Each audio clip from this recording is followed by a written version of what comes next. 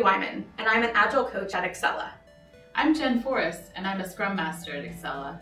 We're huge fans of tidying guru Marie Kondo, and over the past year, we've on multiple occasions applied her tidying principles to backlog management. That's right, and so today we're going to share with you the 5 steps that we've identified, adapted from Marie Kondo's method, that you can use yourself to get started with decluttering and tidying up your own product backlog.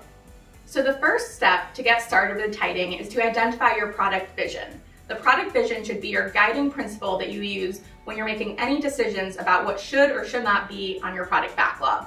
So if you don't already have one, stop right now, go back and create one before moving forward to any of the other tidying steps.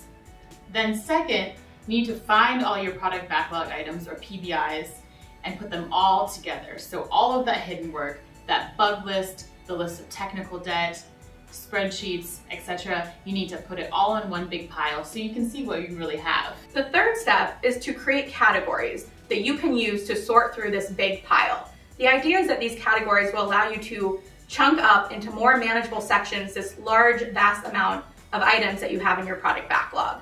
So some categories that we've used in the past and found helpful have been things like epics and features, also the age of the item, so bulking into maybe what's less than 30 days old, maybe 6 months and a year, and also the requester. So if your team happens to be in service to multiple different groups, who's been requesting different types of work from you. Those are some categories that we've used to get started with. And then fourth, start with the easiest. You want to build your tidying muscles. You want to pick the easiest category and then work your way to the hardest. So the final and fifth step is that when you take that category and you're really going to dive in and decide what to keep and what to get rid of, you want to ask yourself, what sparks joy? This is really what's at the heart of Marie Kondo's method. She says it's the truest and easiest way, gut feel, to know what has value and what doesn't.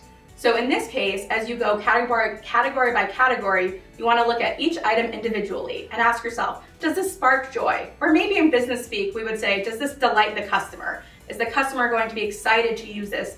Is our team going to be excited to build it? So if the answer is yes, then you want to keep that item on your backlog. But if the answer is no, or maybe it used to be true, but it's just not true anymore, then it's time to let that idea go, even if it had value at some point. So the spark joy indicator is the truest way to figure out what you should keep and what it's time to let go of. So let's recap. First, we need a product vision. Then we need to find all the PBIs and gather them together. Third, we need to sort by category. Fourth, we're starting with the easiest and then moving on to the hardest. And then finally, we're keeping only what sparks joy or delights the customer. So to learn more about this topic and to hear where Jenn and I are speaking in the future, please check out excellalabs.com.